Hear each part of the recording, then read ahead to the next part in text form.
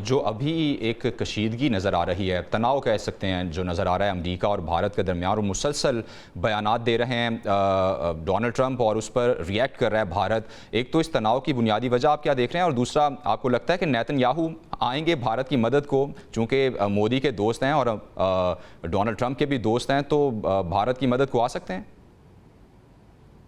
देखिए, जो शुरू में मैं कह रहा था कि हिंदुस्तान काफ़ी एक्सपोज़ हुआ है और वेस्ट हम्म, में और ख़ास तौर पर अमेरिकन प्रेसिडेंट को ये पता चला है और रियलाइज़ हुआ है कि इंडिया अपनी पोज़ीशन को हमेशा एक्सप्लॉइट करता है। आपने नोट किया होगा, वो यूरोपियन यूनियन के भी करीब होना चाहता है, वो ब्रिक्स भी बना कभी पायनियर मेंबर होना चाहता हम्म, है, ब्राज़ील, चाइना, रशिया और इन मुल्कों के साथ और साउथ अफ्रीका के साथ मिलकर।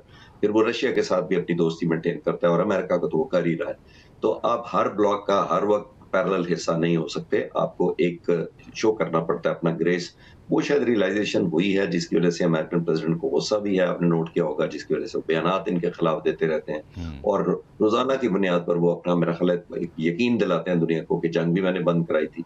और मैं कोई प्रेडिक्ट तो नहीं करता, मैं तज्ज़िया छोटा-सा कर सकता हूँ अपना, ये मेरी ओपिनियन है कि अगर ज़्यादा इंस्टिगेट किया तो मैं तो उस दिन का इंतज़ार कर रहा हूँ कि वो अमेरिकन प्रेसिडेंट ना सिर्फ़ सबूत दे दें बल्कि इनकी किसी टेलीफ़ोन कॉल को भी रिलीज़ करवा दें कि जब ये रिक्वेस्ट कर रहे थे कि जंगबंदी करवा दें। एक तो ये इम्पोर्टेंट है। हम्म। अब इज़राइली प्राइम मिनिस्टर के साथ मैं ये सिर्फ़ यही कहना चाहूँगा कि उनकी हिंदुस्तान के साथ कोई चीज़ कॉमन नहीं है। ना उनका बॉर्डर कॉमन है, ना उनकी लैंग्वेज कॉमन है, ना उनका मज़हब कॉमन है। लेकिन एक चीज़ इंटरनेशनल कॉमन है। असर व रसूख तो रखते हैं कोमोडोर साहब। जी, मैं अर्ज़ कर रहा हूँ। तो मैं कह रहा था कि वो एक चीज़ उनकी कॉमन है और वो है पाकिस्तान की दुश्मनी। ये एक कॉमनैलिटी है उनके और इसी वज़ह से आपने नोट किया होगा कि ऑल आउट उन्होंने ना सिर्फ मदद की है बल्कि जंग में भी उनकी कंट्रीब्यूशन रही है हमारे खिलाफ। तो हम असूलों पे कर रहे हैं। वो फ़ॉर्मूला जो जनरल साहब कह रहे थे कि वो फ़ॉर्मूला जो इज़राइल ने लगाया है कि एनेक्स करने का, वो उधर भी कामयाब नहीं हुआ। दुनिया सही भर है। अब बहुत सारे लोग मुल्क आपने नोट किया है कि वो फ़लस्तीन को एक्सेप्ट करने की बातें करना शुरू हो बिल्कुल। गए हैं और वेस्ट में कर रहे हैं। तो वो ऐसे नहीं कर रहे। जैसे मैंने कहा था कि दुनिया अब हकीकत पे चलती है, रियलिटी को फेस करना चाहती है।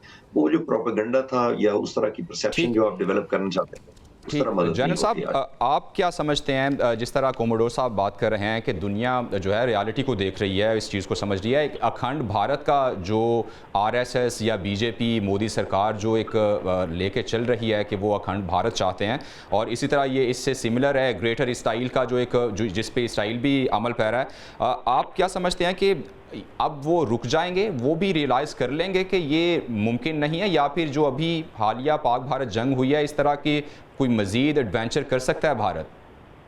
नहीं, देखें भारत के पास कैपेबिलिटी तो है, लेकिन वो एक फुल स्केल वॉर पाकिस्तान के साथ कभी कभी जरूरत नहीं करेगा पाकिस्तान पे अटैक करने की। मैक्सिमम मेरे ख्याल में वो ये कर सकता है कि स्टैंड ऑफ वेपन से, बॉर्डर से दूर रहते हुए जहाज़ों से कुछ मिसाइल फायर कर दें, जैसे पहले उन्होंने करने की कोशिश की, और कहें जी हमने टेररिस्ट के ठिकाने उड़ा दिए, हमने ये कर दिया, वो कर दिया। इससे ज़्यादा वो जरूरत कर ही नहीं सकता। हमारा जो डेटरेंस है, कन्वेंशनल अनकन्वेंशनल, उसका फुल स्पेक्ट्रम जो है, वो बिल्कुल उसका उसको दुनिया मानती है। हमारे पास टैक्टिकल अनकन्वेंशनल या न्यूक्लियर वेपन के हैं, उनसे लेके और बड़े जो है साइज के भी न्यूक्लियर वेपन्स हैं। हम हमारे पर अटैक हुआ, हमारे पास सारी ऑप्शंस ओपन है। मैं ये समझता हूं कि पाकिस्तान को बिल्कुल तमाम दुनिया को क्लियर कर देना चाहिए सही। कि हमारा कोई ऑफेंसिव डिज़ाइन नहीं है, हम कभी इंडिया पे हमला नहीं करना चाहते, बट अगर हमारा बॉर्डर क्रॉस किया तो हम उसका जवाब पहले की तरह फौरन देंगे। वो कैलकुलेटेड होगा और आपको बहुत उसकी तकलीफ होगी, और हम वहां वहां घुस के आपको मारेंगे जहां आपने सोचा भी नहीं होगा। तो जहां तक अब नेतन्याहू की बात कर रहे थे, नेतन्याहू के दिन गिने जा चुके हैं। वो बुरी तरह एक्सपोज हुआ है, इसराइल के अंदर से उसके खिलाफ आवाज़ें उठ रही हैं।